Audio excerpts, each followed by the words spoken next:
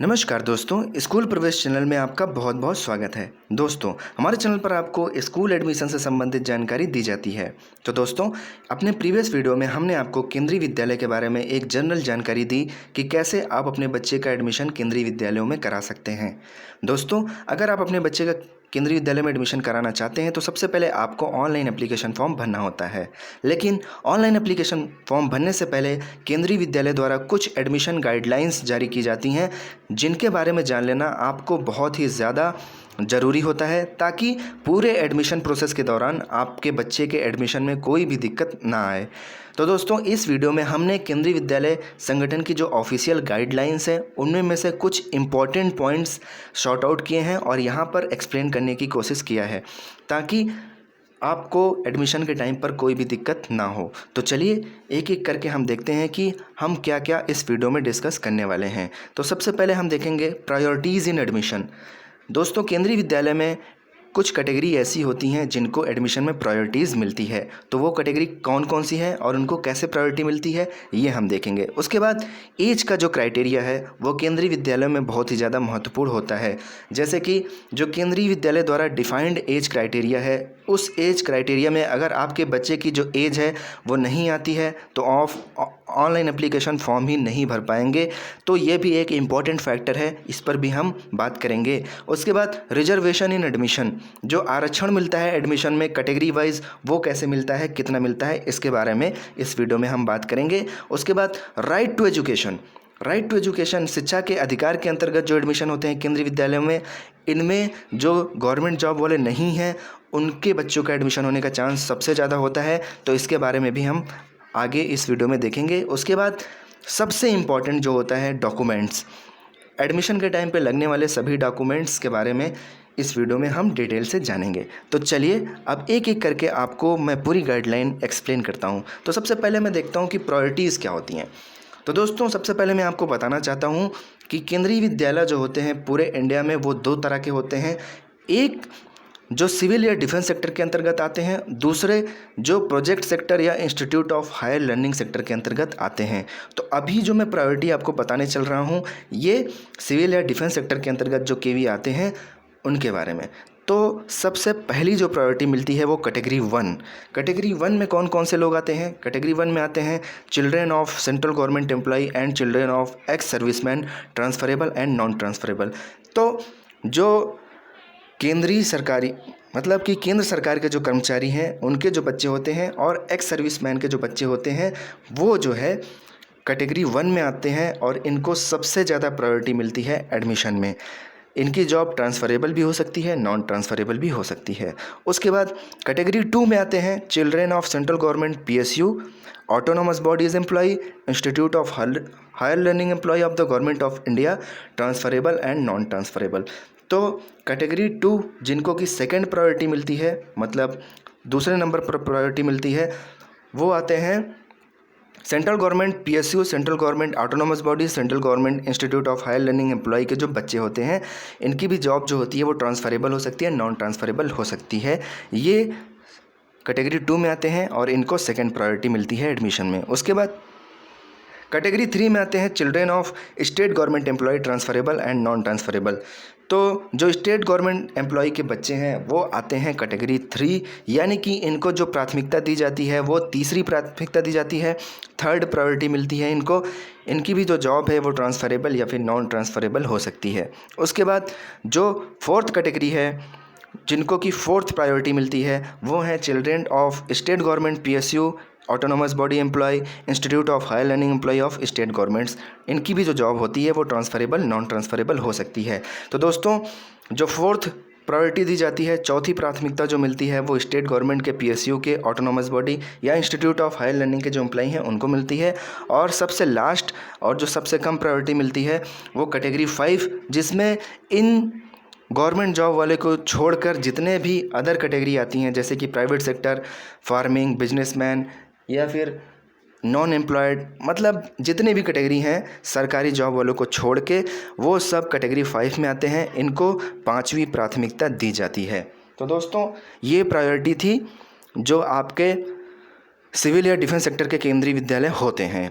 तो यही same priority जो प्रायोरिटी हमने आपको अभी बताई, यही सेम प्रायोरिटी जो प्रोजेक्ट सेक्टर या इंस्टीट्यूट ऑफ हायर लर्निंग के केवी होते हैं उनमें भी दी जाती है। लेकिन यहाँ पर थोड़ा सा डिफरेंस ये है कि आप देख सकते हैं, अगर employee of PSU Institute of Higher Learning will get the first priority if they apply for the KV which is sponsored by their respective PSU or IHL। तो दोस्तों यहाँ पर उनको उन एम्प्लॉयज़ के बच्चे को फर्स्ट प्रायोरिटी मिलती है। जब आप बात करते हैं institute of higher project sector या फिर इंस्टीट्यूट ऑफ हायर लर्निंग वाले केंद्रीय विद्यालयों की, अगर वो उसी केंद्रीय विद्यालय में अपने बच्चे का फॉर्म अप्लाई करते हैं जिसमें वो काम कर रहे हैं और जिसको स्पॉन्सर कर रहा है वो PSU या फिर वही इंस्टीट्यूट ऑफ हायर लर्निंग। तो इसको भी मैं आपको एक एग्जांपल से समझाता हूँ। तो जैसे कि मान लीजिए कि कोई ऐसे पेरेंट्स हैं जो इंस्टीट्यूट ऑफ हायर लर्निंग का मतलब IIT बॉम्बे में पढ़ा रहे हैं, ठीक है, और IIT बॉम्बे स्पॉन्सर कर रहा है जो IIT बॉम्बे का केंद्रीय विद्यालय है उसको। तो अगर वो अपने बच्चे का फॉर्म उसी IIT बॉम्बे वाले केंद्रीय विद्यालय में भरते हैं तो उनको सबसे पहले फर्स्ट प्रायोरिटी दी जाएगी। तो दोस्तों आशा करता हूँ कि ये आपको समझ में आ गया होगा। अब एक एग्जांपल के तौर पर मैं आपको ये प्रायोरिटीज़ समझाता हूँ कि कैसे first, second, third, fourth, fifth ये प्रायोरिटी मिलती है। तो मान लीजिए कोई बच्चा ऐसा है जो सेंट्रल गवर्नमेंट एम्प्लॉय का बच्चा है, उसने फॉर्म भर दिया। उसके बाद कोई बच्चा ऐसा है जो सेंट्रल गवर्नमेंट, मान लीजिए कि टोटल 5 फॉर्म आए एडमिशन के लिए, तो उसमें एक बच्चा है जो सेंट्रल गवर्नमेंट एम्प्लॉय का बच्चा है, उसके बाद दूसरा है जो सेंट्रल गवर्नमेंट PSU या ऑटोनॉमस बॉडी के एम्प्लॉय का बच्चा है, तीसरा है जो स्टेट गवर्नमेंट एम्प्लॉय का बच्चा है, चौथा है जो स्टेट गवर्नमेंट PSU या ऑटोनॉमस बॉडी के एम्प्लॉय का बच्चा है, और जो पाँचवा है वो है किसी प्राइवेट सेक्टर के बच्चे का फॉर्म है। तो अब सबसे पहले एडमिशन होगा जो आपका सेंट्रल गवर्नमेंट एम्प्लॉय का बच्चा है, उसके बाद जो एडमिशन होगा वो सेंट्रल गवर्नमेंट PSU या इसी तरीके से सबसे लास्ट में जो आपका प्राइवेट सेक्टर का या फिर कैटेगरी 5 का बच्चा है उसका एडमिशन होता है। तो दोस्तों इन प्रायोरिटीज़ में जो आपका रिजर्वेशन वाला सिस्टम है वो भी लागू होता है, जैसे कि SC, ST, OBC, तो ये भी देखा जाता है।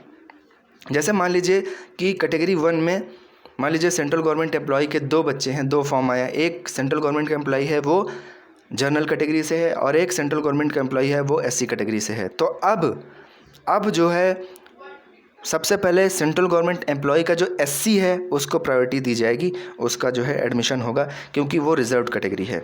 तो दोस्तों आशा करता हूँ कि ये आपको समझ में आ गया होगा। अगर नहीं भी समझ में आया तो इसकी मैं एक अलग सेपरेट वीडियो बना दूंगा जिसमें मैं आपको पूरा एग्जाम्पल के तौर पर समझाऊँगा, तब आपको चीज़ें एकदम क्लियर हो जाएंगी। तो चलिए अब आगे बढ़ते हैं, आगे देखते हैं एज का जो क्राइटेरिया है वो क्या है। तो सबसे पहले कि जिस भी सेशन के लिए आप फॉर्म भर रहे हैं तो 31 मार्च को आपके बच्चे का जो एज है वो 5 साल कंप्लीट होना चाहिए। अगर आप क्लास 1 में एडमिशन के लिए फॉर्म भर रहे हैं तो एक बार फिर से मैं आपको बता दूं, जिस भी सेशन के लिए आप अपने बच्चे का फॉर्म भर रहे हैं उस सेशन में 31 मार्च को आपके बच्चे की जो एज है वो 5 साल कंप्लीट होनी चाहिए कक्षा 1 में एडमिशन के लिए। उसके बाद child born on 1 April is also considered as age 5 years. उसके बाद in case of differently abled child the maximum age can be relaxed by 2 years by the principal of respective KVs.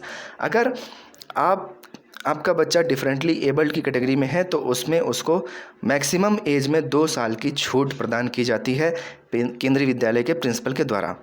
उसके बाद there is no age limit for class 11th and 12th admission but students should be seeking for Kendriya Vidyalaya admission in the year of passing class 10th and 11th examination. अगर आप जो है class 11th या फिर 12th में admission लेना चाहते हैं तो जो आपका बच्चा है वो जो क्लास 10th और 11th का एग्ज़ाम है उसी ईयर में पास होना चाहिए, मतलब कि उसमें जो है गैप नहीं होना चाहिए। अब देखते हैं क्लास वाइज एज का क्या क्राइटेरिया है। तो क्लास 1 में एडमिशन के लिए जो आपके बच्चे की एज लिमिट है उसकी जो मिनिमम एज है वो 5 साल और मैक्सिमम एज जो है वो 7 साल होनी चाहिए। क्लास 2 में एडमिशन लेने के लिए उसकी जो मिनिमम एज है वो 6 साल और जो मैक्सिमम एज है वो 8 साल। क्लास 3rd में एडमिशन लेने के लिए जो मिनिमम एज है वो 7 साल और जो मैक्सिमम एज है वो 9 साल। क्लास 4th में एडमिशन लेने के लिए जो मिनिमम एज है वो 8 साल और जो मैक्सिमम एज है वो 10 साल। क्लास 5th में जो एडमिशन लेने के लिए जो मिनिमम एज है वो 9 साल और जो मैक्सिमम एज है वो 11 साल। क्लास 6th में एडमिशन लेने के लिए जो मिनिमम एज है वो 10 साल और जो मैक्सिमम एज है वो 12 साल। क्लास 7th में एडमिशन लेने के लिए जो मिनिमम एज है वो 11 साल और मैक्सिमम एज 13 साल। और क्लास 8th में जो एडमिशन लेने की एज है वो मिनिमम 12 साल और मैक्सिमम 14 साल। क्लास 9th में एडमिशन लेने की जो मिनिमम एज है वो 13 साल और मैक्सिमम आपकी 15 साल। और इसी तरीके से क्लास 10th में जो एज है वो मिनिमम एज 14 साल और मैक्सिमम एज आपकी जो है वो 16 साल होनी चाहिए आपके बच्चे की। तो दोस्तों ये एज का क्राइटेरिया था। उसके बाद हम देखते हैं रिजर्वेशन कितना मिलता है कौन सी कैटेगरी को। तो सबसे पहले 25% of total seats in a KV are reserve for admission under RTE. तो 25% जो सीट्स होती हैं केंद्रीय विद्यालय में वो आरटी एडमिशन के लिए रिजर्व्ड होती हैं। उसके बाद अब कैटेगरी वाइज एडमिशन का देख लेते हैं जो रिजर्वेशन का क्राइटेरिया है। तो इसमें आपके जो शेड्यूल कास्ट हैं मतलब एससी कैटेगरी अनुसूचित जाति से जो बिलोंग करते हैं बच्चे उनको 15% रिजर्वेशन मिलता है। उसके बाद जो शेड्यूल ट्राइब हैं अनुसूचित जनजाति उनको 7.5% 7.5% जो है वो रिजर्वेशन मिलता है आरक्षण मिलता है। उसके बाद जो ओबीसी नॉन क्रीमी लेयर हैं उनको 27% रिजर्वेशन मिलता है। तो ये ओबीसी के लिए एक बहुत ही अच्छी अपॉर्चुनिटी होती है। उनको 27% आरक्षण का लाभ मिलता है केंद्रीय विद्यालयों में। और जो पर्सन विथ डिसेबिलिटी यानी कि जो दिव्यांग बच्चे हैं उनको 3% एडमिशन में रिजर्वेशन मिलता है। तो दोस्तों ये बात हो गई रिजर्वेशन की। अब आगे बढ़ते हैं और देखते हैं कि राइट टू एजुकेशन एडमिशन जो होते हैं केंद्रीय विद्यालय के अंतर्गत वो कैसे होते हैं। तो ये उनके लिए बहुत ही ज़्यादा बेनिफिशियल होता है। अगर आप किसी सरकारी नौकरी में नहीं हैं तो आप आरटी के तहत फॉर्म भरें ताकि आपके बच्चे के एडमिशन के चांसेस ज़्यादा रहें, क्योंकि आरटी के तहत एडमिशन होने के चांस ज़्यादा होते हैं। इसमें 25% जो सीट्स होती हैं वो रिजर्व होती हैं। तो इसमें सबसे पहले देखते हैं कि कौन से लोग एलिजिबल होते हैं। तो डिसएडवांटेज ग्रुप से बिलोंग करने वाले जो बच्चे होते हैं वो आरटी के तहत एडमिशन फॉर्म भरने के लिए एलिजिबल होते हैं। इसमें जो शेड्यूल कास्ट से बिलोंग करते हैं, शेड्यूल ट्राइब से बिलोंग करते हैं और जो भी बच्चे सोशली या फिर एजुकेशनली बैकवर्ड क्लास से बिलोंग करते हैं और भी जितने तरीके के बैकवर्ड क्लास होते हैं जो कि किसी न किसी कारण से पढ़ाई के मामले में या फिर आर्थिक कारण की वजह से पढ़ाई के मामले में पीछे रह गए हों, वो सभी डिसएडवांटेज ग्रुप में आते हैं। तो दोस्तों डिसएडवांटेज ग्रुप में अगर आप आते हैं तो आप आरटी के तहत एडमिशन के लिए ज़रूर अप्लाई करें केंद्रीय विद्यालय में।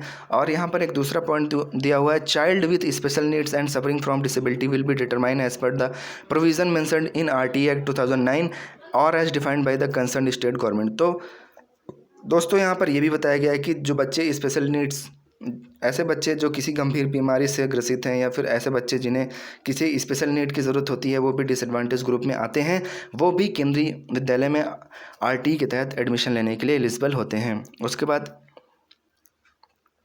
यहाँ पर एक वीकर सेक्शंस को भी डिफाइन किया गया है जो कि एलिजिबल होते हैं आरटी के तहत एडमिशन लेने के लिए केंद्रीय विद्यालय में। तो यहाँ पर आप देख सकते हैं कि child belonging to weaker section means a child belonging to such a parent और guardian declare by a court और statute whose annual income is lower than the minimal limit specified by the appropriate government by notification. The income limit regarding economically weaker section will be applicable as notified by the state government concern. तो दोस्तों यहाँ पर जो weaker section की category में जो बच्चे आते हैं उनके इनकम का जो क्राइटेरिया है वो उनके स्टेट गवर्नमेंट द्वारा जो डिफ़ाइन किया गया है। जैसे कि जो पेरेंट्स की इनकम है वो 1.5 लाख 2 लाख, हर स्टेट में अलग अलग है।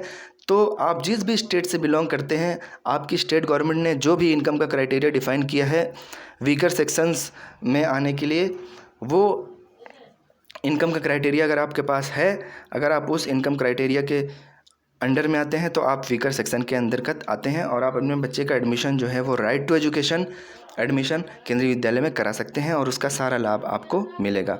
उसके बाद यहाँ पर एक बहुत ही ज़रूरी कंडीशन होती है कि डिस्टेंस बिटवीन रेजिडेंस टू केवी से आपकी रेजिडेंस की जो डिस्टेंस है वो कितनी होनी चाहिए, तभी आपका जो एप्लीकेशन फॉर्म है वो आरटी की कैटेगरी में जाएगा। अदरवाइज़ आपका जो एप्लीकेशन फॉर्म है वो आरटी की कैटेगरी में नहीं जाएगा।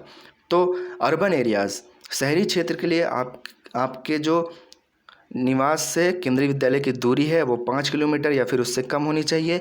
और जो ग्रामीण क्षेत्र हैं वहाँ पर आपके निवास से जो केंद्रीय विद्यालय की दूरी है, जिस भी केंद्रीय विद्यालय में आप अपने बच्चे का फॉर्म भर रहे हैं, वो 8 किलोमीटर या फिर उससे कम होनी चाहिए। तो यहाँ पर एक पॉइंट लिखा हुआ है, proof of residence shall have to be produced by the all the applicant. तो आपको प्रूफ ऑफ रेजिडेंस देना पड़ेगा जब भी आपके बच्चे का एडमिशन होगा। उसके बाद self declaration in writing form, आपको एक सेल्फ डिक्लेरेशन का फॉर्म, स्वप्रमाणित फॉर्म भरकर देना होता है कि आपके निवास से जो स्कूल की दूरी है, केंद्रीय विद्यालय की दूरी है, जहाँ पर आप अपने बच्चे का फॉर्म भर रहे हैं, वो कितने किलोमीटर है, और ये बाद में वेरीफाई भी हो सकता है। तो दोस्तों, इस तरीके से आप अपने बच्चे का राइट टू एजुकेशन यानी कि आरटी एक्ट के तहत फॉर्म भर सकते हैं। अब जल्दी से एक नज़र डालते हैं डॉक्यूमेंट्स के ऊपर। तो आपके पास ये सारे डॉक्यूमेंट्स होने चाहिए आपकी कैटेगरी के हिसाब से, आपकी एलिजिबिलिटी के हिसाब पे, जिस भी कैटेगरी के लिए आप अप्लाई करते हैं उस हिसाब से आपके पास डॉक्यूमेंट होने चाहिए। तो सबसे पहले बर्थ सर्टिफिकेट, जिसे proof of date of birth यानी कि जन्म प्रमाण पत्र बोलते हैं, ये आपके पास होना ही चाहिए, क्योंकि इसके बिना आप अपने बच्चे का फॉर्म ही नहीं भर पाएंगे। ऑनलाइन एप्लीकेशन फॉर्म भरते टाइम इसकी स्कैन कॉपी आपको अपलोड करनी होती है। उसके बाद पासपोर्ट साइज़ और फोटो ऑफ चाइल्ड, तो पासपोर्ट साइज़ की आपके बच्चे की जो फ़ोटो है वो होनी चाहिए। ये दोनों डॉक्यूमेंट जो हैं ये आपको ऑनलाइन एप्लीकेशन फॉर्म भरते टाइम अपलोड करने होते हैं। बाकी और कोई भी डॉक्यूमेंट आपको ऑनलाइन एप्लीकेशन फॉर्म भरते टाइम स्कैन करके अपलोड नहीं करना होता है। उसके बाद जो अगला डॉक्यूमेंट है, अगर आप EWS या BPL की कैटेगरी ऑनलाइन एप्लीकेशन फॉर्म में टिक करते हैं तो आपको EWS या फिर BPL सर्टिफिकेट बनवा कर देना होता है एडमिशन के टाइम पर। उसके बाद अगर आप कास्ट कैटेगरी से बिलोंग करते हैं या फिर आप जो है पर्सन विथ डिसेबिलिटी यानी कि दिव्यांग की श्रेणी से बिलोंग करता है आपका बच्चा, तो आपको ये भी सर्टिफिकेट देने होते हैं एडमिशन के टाइम पे। SC ST OBC यानी कि इनका कास्ट सर्टिफिकेट, और अगर पर्सन विथ डिसेबिलिटी यानी कि दिव्यांग की कैटेगरी से आपका बच्चा बिलोंग करता है तो उसको मेडिकल सर्टिफिकेट एक ऑथराइज्ड डॉक्टर से बनवा कर देना होता है। उसके बाद नेक्स्ट बात करते हैं, और भी कई सारे डॉक्यूमेंट हैं।